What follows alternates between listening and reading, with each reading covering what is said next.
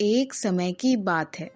पूरा धरणीपुर इलाका उस साल किसी अभिशाप की तरह सूखे की चपेट में था। आसमान और भगवान दोनों मानो रूठ ही गए थे। महीनों से एक बूंद बारिश तक न हुई थी। खेत जो कभी हरियाली से लहलहाते थे, आज उनमें गहरी दरारें पड़ चुकी थीं। कुएं पानी की जगह गूंज लौटाते थे। गांव के लोग सुबह उठते तो सबसे पहले आसमान की ओर देखते, शायद आज कहीं से बादल दिख जाए। लेकिन हर दिन निराशा ही हाथ लगती। इसी गांव में रहता था एक साधारण सा युवक जिसका नाम था केशव। केशव कोई बहुत बड़ा लक्खू सेठ आदमी नहीं था। वह एक साधारण सा व्यक्ति था। उसके पास ना तो जमीन जायदाद थी और ना ही धन दौलत। बस उसके पास थी उसकी मेहनत और ईमानदारी। उसके माता पिता कई साल पहले गुजर चुके थे। अब गांव में उसका कोई अपना नहीं बचा था। एक शाम वह सूखे खेत के किनारे बैठा मिट्टी को मुट्ठी में भरकर उदास आंखों से देख रहा था। अब यहाँ रुकने का कोई मतलब नहीं है। ना ही यहाँ कोई काम है और ना ही कोई खाने का सहारा। अगर जिंदा रहना है तो अब मुझे बाहर जाना ही पड़ेगा। अगली सुबह हुई। सूरज निकलने से पहले ही केशव ने अपने थोड़े से कपड़े एक पुरानी गठरी में बांध लिए। उदास मन लेकर केशव गांव की गलियों से गुजरता है। उसकी नजर उन चेहरों पर पड़ती है जो कभी उसके अपने थे। कोई उसे रोक नहीं सका, क्योंकि हर कोई खुद अपनी लड़ाई लड़ रहा था। गांव की आखिरी सीमा पर पहुंचकर केशव ने एक बार नम आंखों से पीछे मुड़कर देखा। अगर किस्मत ने साथ दिया तो शायद ही फिर कभी वापस लौट पाऊं। कई कोस पैदल चलने के बाद केशव शिवगढ़ गांव पहुंचा। यह गांव धरणीपुर से थोड़ा बेहतर था। यहाँ खेत पूरी तरह सूखे नहीं थे और बाजार में थोड़ी रौनक थी। लेकिन केशव के लिए यहाँ भी सब कुछ अनजान था। न रहने की जगह, न कोई जान पहचान। भूख से पेट में ऐंठ हो रहा था और पैर थक चुके थे। चलते चलते वह गांव के बाहर एक बड़े से बाड़े के पास पहुंचा। अंदर से गायों और भैंसों की आवाजें आ रही थीं। वह बाड़े के पास खड़े एक व्यक्ति के पास गया। मोटा कुर्ता, साफ पगड़ी और चेहरे पर रौब। यह थे गांव के प्रसिद्ध धनी किसान धनराज साहू। साहू जी, मैं दूसरे गांव से आया हूँ। हमारे यहाँ भयानक अकाल पड़ गया है। अगर कोई काम मिल जाए तो बड़ी कृपा होगी। धनराज साहू ने उसे ऊपर से नीचे तक देखा। तुम्हारी हालत तो वाकई खराब लगती है। काम तो है मेरे पास, पर आसान नहीं। मुझे कोई भी काम मंजूर है साहू जी। मैं मेहनत से पीछे नहीं हटूंगा। मेरे पास 60 गायें और 40 भैंसे हैं। हर रोज उनकी सफाई, गोबर उठाना, सुबह शाम चारा और पानी सब तुम्हें करना होगा। महीने के अंत में 250 रुपए मिलेंगे और 2 वक्त का खाना भी। केशव के लिए यह आसान काम बिल्कुल भी नहीं था। वह जानता था कि यह काम उसकी ताकत की पूरी परीक्षा लेगा, लेकिन उसके पास कोई और विकल्प भी नहीं था। मुझे आपकी सारी बातें मंजूर हैं साहू जी, पर अगर आपको बुरा न लगे तो क्या मैं पशुशाला में रह सकता हूँ? क्योंकि मेरे पास कोई रहने का ठिकाना नहीं है। धनराज साहू ने एक बार फिर उसे देखा और बोले, ठीक है, पशुशाला में ही रह लेना। आपका बहुत बहुत आभार मालिक। आपने इस गरीब की बहुत मदद की। अगली सुबह हुई। अंधेरा छटने से पहले केशव उठ गया। पहले दिन ही उसने समझ लिया कि यह काम आसान तो बिल्कुल नहीं। भारी बदबू, गंदगी, थकान, सब कुछ सहना पड़ा। लेकिन केशव ने कभी शिकायत नहीं की। हर दिन समय पर उठना, पशुओं की सफाई, चारा डालना, पानी पिलाना, वह सब कुछ पूरे मन से करता। हफ्ते बीते, हफ्ते से महीने बीते, महीने से साल बीते। धनराज साहू ने देखा कि पशु स्वस्थ हो रहे हैं, दूध की मात्रा भी बढ़ रही है। एक दिन साहू ने केशव को बुलाया। तुम ईमानदारी से काम करते हो, आज से तुम्हारी मजदूरी 450 रुपए कर दी जाती है। आपका बहुत बहुत धन्यवाद मालिक, भगवान आपकी सदा सहायता करें। कुछ सालों की मेहनत के बाद केशव ने थोड़े पैसे जमा कर लिए। उसने गांव के किनारे एक छोटी सी झोपड़ी बनवाई। पहली रात जब वह अपने घर में सोया तो उसने गहरी सुकून की सांस ली। अपनी छत और अपनी जगह की तो बात ही कुछ और होती है। समय बदला। शिवगढ़ गांव में चोरी की घटनाएं दिन ब दिन बढ़ने लगी। केशव के मन में डर बैठ गया। एक दिन वह साहू जी के पास गया और बोला, साहू जी, मेरे पास जो पैसे हैं उनकी सुरक्षा की चिंता मुझे हर पल सताती रहती है। क्या आपके पास मेरी चिंता के लिए कोई समाधान है? धनराज साहू सोच में पड़ गए। कुछ देर बाद बोले, गांव में सबसे सुरक्षित जगह जमींदार हरिविलास सिंह की हवेली है। लोग उन्हें बहुत ईमानदार कहते हैं। तुम्हारे पैसे वहां पूरी तरह सुरक्षित रहेंगे। केशव साहू जी की बात के अनुसार अपने सारे पैसे जमींदार हरविलास को देने निकल पड़ता है। चलते चलते रास्ते में केशव की मुलाकात एक व्यक्ति से होती है। और भैया, कहाँ को जा रहे हो? यही जमींदार हरिविलास सिंह की हवेली में जा रहा हूँ। अच्छा, ठाकुर साहब की हवेली में जा रहे हो? बढ़िया है। वो तो बहुत ईमानदार है, गरीबों की मदद करते हैं। उनके यहाँ रखा पैसा कभी नहीं डूबता है। उस आदमी की बातें सुनकर केशव बिना किसी डर के अपने सारे पैसे जमींदार हरिविलास के पास रखने चल देता है। गांव पहुंचते ही केशव को अपने सामने एक बड़ी हवेली खड़ी दिखाई देती है, जिसकी ऊंची दीवारें, मोटा लोहे का फाटक और बाहर बंदूकधारी पहरेदार। यही थी गांव के जमींदार हरविलास सिंह की हवेली। केशव अंदर जाने लगा। जैसे ही केशव अंदर चला, एक सिपाही ने उसे डांटते हुए कहा, ए, कहाँ चले आ रहे हो? रुको वहीं। मुझे ठाकुर साहब से मिलना है, कुछ जरूरी काम है। क्या काम है? हर कोई अंदर नहीं जा सकता। मैं अपने पैसे ठाकुर साहब के पास सुरक्षित रखने आया हूँ। सिपाही ने उसे ऊपर नीचे देखा। फिर अंदर से अचानक से एक आवाज आई, ठीक है, उसे अंदर आने दो। केशव हवेली के अंदर पहुंचा। वहां सामने कुर्सी पर बैठे थे जमींदार हरविलास सिंह। नमस्ते ठाकुर साहब, मैं केशव हूँ, धनराज साहू के यहाँ काम करता हूँ। हाँ, बोलो, क्या काम है? केशव ने पूरी बात बताई। अकाल, मेहनत, बचत और गांव में बढ़ती चोरी के बारे में सब बताया और बोला, मैं चाहता हूँ कि मेरे पैसे कुछ समय के लिए आप अपने पास रख लें। कितनी रकम है? करीब 6500 रुपए के आसपास होंगे। ठाकुर के चेहरे पर एक पल के लिए हल्की सी चमक आई। वाह, तुमने तो खूब मेहनत की है। मेरे यहाँ तुम्हारा पैसा पूरी तरह सुरक्षित रहेगा, तुम निश्चिंत रहो। केशव ने थैली आगे बढ़ा दी। ये पूरे 6480 रुपए हैं, आप चाहें तो गिन सकते हैं। अरे नहीं, तुम साहू के आदमी हो, मुझे पूरा भरोसा है। केशव के जाने के बाद हरविलास सिंह अकेला रह गया। उसने थैली खोली, सिक्कों और नोटों को हाथ में लिया। गरीब लोग भी अब पैसा जमा करने लगे हैं, मौका अच्छा है। समय का पहिया चलता रहा। केशव पहले की तरह ईमानदारी से काम करता रहा। धनराज साहू उस पर और ज्यादा भरोसा करने लगे। उधर हरविलास सिंह जमींदार की हवेली में नए गहने, नए घोड़े और नई जमीनें जुड़ती जा रही थी, लेकिन केशव को अब भी पूरा विश्वास था। मेरे पैसे तो ठाकुर साहब के पास सुरक्षित रखे हुए हैं। एक शाम केशव अपनी झोपड़ी के बाहर बैठा हुआ था। हवा में हल्की ठंडक थी। केशव सोच रहा था, अब काफी साल हो गए हैं, क्यों ना अपनी खुद जमीन खरीदूं, खुद खेती करूं, तभी सच में मैं आगे बढ़ पाऊंगा। उसने हिसाब लगाया।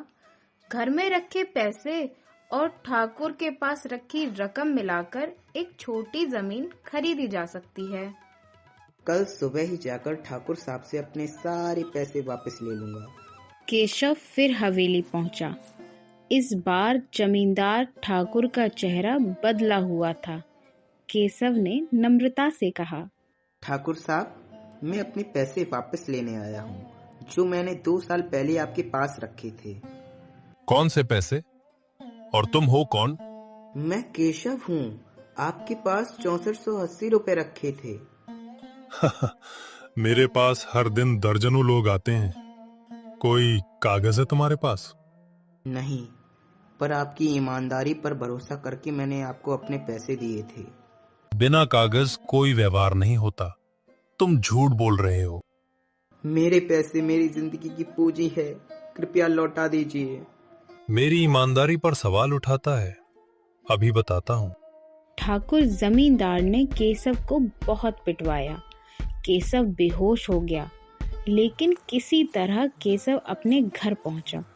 शरीर पर नीले काले निशान थे। 2 दिन तक वह उठ नहीं पाया। तीसरे दिन धनराज साहू खुद केशव को देखने आए। तुम 2 दिन से काम पर नहीं आ रहे, क्या हुआ? केशव फूट फूट कर रो पड़ा और पूरी कहानी सुना दी। धनराज साहू की आंखों में गुस्सा और अफसोस था। केशव, कुछ लोग ताकत से जीतते हैं और कुछ दिमाग से। ठाकुर ताकतवर है, इसलिए उसे उसी के हथियार लालच से हराना होगा। पर साहू जी, वह तो बहुत चालाक है। लालची आदमी सबसे ज्यादा बेवकूफ होता है, क्योंकि उसकी आंखों पर लालच की पट्टी बंधी होती है। धनराज साहू अंदर गए और थोड़ी देर बाद एक बड़ा चमड़े का सूटकेस लेकर आए। उन्होंने उसे जमीन पर रखा। इसमें असली पैसे नहीं होंगे, पर ठाकुर को ऐसा ही लगेगा कि ये उसकी जिंदगी की सबसे बड़ी कमाई है। मैं खुद जाकर ठाकुर से कहूंगा कि मुझे बाहर राज्य में व्यापार के लिए जाना है और अपने पैसे उसके पास रखना चाहता हूँ। और मैं? तुम बस सही समय पर वहां पहुंचना। धनराज साहू उस रात बहुत देर तक जागते रहे। उन्होंने पुराने नोट, कुछ असली कुछ नकली और ऊपर से चमकदार कपड़ा, सब मिलाकर सूटकेस को ऐसा बनाया कि देखने वाला धोखा खा जाए। उधर केशव अपनी झोपड़ी में लेटा सो नहीं पा रहा था। उसके मन में डर भी था और उम्मीद भी। अगर यह चाल भी नाकाम हो गई तो फिर क्या होगा? लेकिन फिर उसे साहू जी की आंखों में भरोसा याद आ गया। अगली सुबह धनराज साहू ने साफ कपड़े पहने, सिर पर पगड़ी बांधी और सूटकेस उठाया। उनके चेहरे पर आत्मविश्वास था। केशव को उन्होंने बस इतना कहा, समय देख कर आना। हवेली के फाटक पर सिपाहियों ने धनराज साहू को देखते ही सलाम ठोका। आइए साहू जी, ठाकुर साहब अंदर ही हैं। हरविलास सिंह जैसे ही सामने आया, उसकी आंखें सूटकेस पर टिक गईं। अरे साहू जी, आज खुद यहाँ? ये तो हमारा सौभाग्य है। ठाकुर साहब, कुछ महीनों के लिए मुझे दूर राज्य में व्यापार के सिलसिले में जाना पड़ रहा है। ये करीब 1 लाख से ज्यादा राशि है। डर लगता है कहीं चोरी ना हो जाए। आप चिंता ना करें, आपका पैसा मेरी इज्जत है। आज तो किस्मत खुल गई। पहले केशव की 6000, अब साहू का 1,00,000। कोई क्या बिगाड़ लेगा? उसकी आंखों में लालच की चमक बढ़ती जा रही थी। उसी समय दरबार के बाहर हलचल हुई। एक सिपाही बोला, ठाकुर साहब, वही आदमी आया है। कौन? तभी केशव अंदर आ गया। अरे केशव, कहाँ चले गए थे तुम? मैं तो तुम्हें खोज ही रहा था। उस दिन गलतफहमी हो गई थी। मेरे आदमियों ने ज्यादा सख्ती कर दी। ये लो, तुम्हारे पूरे 6480 रुपए। दरबार में एक पल के लिए सन्नाटा छा गया। केशव ने पैसे लिए, पर वह कुछ नहीं बोला और धीरे से बाहर चला गया। धनराज साहू ने सब कुछ देखा और बोले, ठाकुर साहब, आप तो सच में बड़े ईमानदार निकले। मेरी यही पहचान है। तभी धनराज साहू का नौकर हांफता हुआ अंदर आया। मालिक, अभी संदेश आया है, व्यापारी खुद शिवगढ़ आ रहे हैं, आपको बाहर जाने की जरूरत नहीं। अरे फिर तो ये पैसा यहाँ रखने का कोई मतलब नहीं। पर आपने तो कहा था कि आप पैसे यहाँ रखेंगे। कहना और करना अलग बात होती है ठाकुर साहब। उन्होंने सूटकेस उठाया और चल पड़े। ठाकुर जमींदार तिजोरी के पास खड़ा रह गया। उसके हाथ से सब फिसल चुका था। केशव का पैसा, साहू का भरोसा और उसकी नकली इज्जत। वह बुदबुदाया, हे भगवान, सब चला गया। हवेली के बाहर केशव खड़ा था। धनराज साहू ने उसके कंधे पर हाथ रखा। देखा, सच देर से सही पर जीतता जरूर है। हवेली के अंदर हरविलास सिंह अकेला बैठा था। वही हवेली जहां कभी हुक्म चलते थे, आज वहीं खामोशी चीख रही थी। उसके हाथ कांप रहे थे। साहू ने मुझे मेरी ही चाल में फंसा दिया। वह समझ चुका था, यह सिर्फ पैसे की हार नहीं थी, यह रुतबे की हार थी। दोपहर होते होते पूरे गांव में खबर आग की तरह फैल गई। ठाकुर ने केशव का पैसा दबाया था। अरे हाँ, और फिर साहू जी ने ठाकुर को उसकी औकात दिखा दी। गांव के बुजुर्ग पीपल के पेड़ तले इकट्ठा हुए। अगर आज चुप रहे तो कल हमारी बारी होगी। तुम सही कह रहे हो। अन्याय जब अपनी हद पार कर दे तो उसका विरोध जरूर करना चाहिए। मैं लड़ाई नहीं चाहता, पर अन्याय के सामने चुप रहना भी गुनाह है। अगर गांव साथ दे तो सच सबके सामने लाया जाएगा। एक एक करके लोग सिर हिलाने लगे। उस दिन कई लोग आगे आए। किसी ने कहा, मेरी फसल का दाम दबा लिया गया, मेरे बेटे को झूठे आरोप में पीटा गया। हर कहानी ठाकुर की हवेली तक जाती थी। धनराज साहू सब कुछ लिखते जा रहे थे। हवेली में ठाकुर को यह खबर मिली। इस बात को सुनकर ठाकुर को बहुत गुस्सा आया। किसकी हिम्मत जो मेरे खिलाफ आवाज उठाए। लेकिन अंदर से वह डर रहा था, क्योंकि आज आवाज एक नहीं पूरे गांव की थी। केशव अब झुका हुआ नहीं चलता था। उसकी आंखों में डर नहीं, आत्मसम्मान था।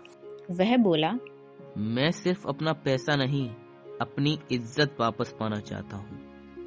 लोगों ने उसके कंधे पर हाथ रखा और उसकी सराहना की और ढोल नगाड़े बजवाए। एक गांव में ऐलान हुआ, कल सुबह खुली पंचायत होगी, हर कोई आए। यह सुनकर ठाकुर के आदमियों के चेहरे का रंग तो मानो उड़ ही गया। अगली सुबह पूरा गांव चौपाल पर था। औरतें, बुजुर्ग, युवा सब। धनराज साहू बीच में बैठे और केशव उनके पास में ही बैठा था। और थोड़ी देर में ठाकुर जमींदार भी आया। ठाकुर सीना ताने खड़ा था, पर आज कोई गांव वाला नहीं झुका। ठाकुर साहब, आज हम सवाल पूछेंगे। मेरी फसल का पूरा पैसा कहाँ है? मेरे साथ जुल्म क्यों हुआ? एक एक कर खुलते राज सवालों की बौछार होने लगी। ठाकुर जवाब नहीं दे पाया। उसके पसीने छूट गए। आखिर उसकी आवाज भर्रा गई, मुझसे गलती हो गई। जिसने गांव को लूटा वो अब गांव का हकदार नहीं। फैसला हुआ कि ठाकुर के द्वारा हड़पा गया सारा पैसा लौटाया जाएगा। ठाकुर की मनमानी बिल्कुल खत्म की जाएगी। हवेली का नियंत्रण पंचायत के अधीन होगा। यह सुनकर ठाकुर जमीन पर बैठ गया। गांव में अजीब शांति थी, जैसे कई सालों बाद हवा खुलकर चल रही हो। ताकत पैसे या डंडे में नहीं, एकता में होती है। लोगों की आंखें नम थीं। कुछ महीनों बाद किसान खुश थे। उनको सही मजदूरी मिलने लगी थी। बच्चे स्कूल जाने लगे थे और चौपाल पर अब कोई डर नहीं था। हंसी गूंजती थी चौपाल में। हवेली अब पहले जैसी नहीं रही थी। जहां कभी आदेश गूंजते थे, अब खामोशी थी। हरविलास सिंह अकेला बैठा था। दीवार पर टंगे पुराने हथियार आज उसे कमजोर लग रहे थे। सब खत्म हो गया। रात को उसे नींद नहीं आई। उसे याद आए दबाए हुए पैसे, डरे हुए किसान, रोते हुए मजदूर और हर वह चेहरा जिसको उसने परेशान किया था उसके सामने आ खड़ा हुआ। पहली बार उसके भीतर डर नहीं, पछतावा था। अगली सुबह हुई। गांव हैरान रह गया। हर विलासी खुद चौपाल पर आया। ना कोई हथियार, ना कोई आदमी, सिर्फ झुका हुआ सर। उसने भारी आवाज में कहा, मैंने ताकत के नशे में बहुत गलतियां की। अगर आप चाहें तो मुझे सजा दें, पर अब मैं और अन्याय नहीं करूंगा। सजा सिर्फ मार नहीं होती, कभी कभी जिम्मेदारी सबसे बड़ी सजा होती है। आज मैंने समझा कि एकता में कितना बल होता है। केशव अब सिर्फ मजदूर नहीं था। उसने छोटी सी जमीन खरीदी, खुद हल चलाया, खुद बीज बोया। गांव में एक छोटा सा स्कूल खोला गया, तालाब खुदवाया गया, मजदूरी भी तय की गई। सब मिलकर आपस में मिलजुल कर काम करने लगे। धनराज साहू केशव के खेत पर आए। अब तुम्हें किसी के सामने झुकने की जरूरत नहीं। अगर आप उस दिन मेरे साथ खड़े न होते तो आज मैं टूट चुका होता। अब यह जमीन मेरी मेहनत की गवाही देगी। मेरे प्यारे दोस्तों, इस कहानी से हमें यह सीख मिलती है कि जो इंसान मेहनत से कमाता है वह देर से सही पर एक दिन जीतता जरूर है, और जो इंसान लालच और बुरी नीयत से कमाता है उसका अंत अपमान से ही होता है। प्यारे दोस्तों, अगर आपको यह कहानी पसंद आई हो तो लाइक, शेयर, सब्सक्राइब करना ना भूलें।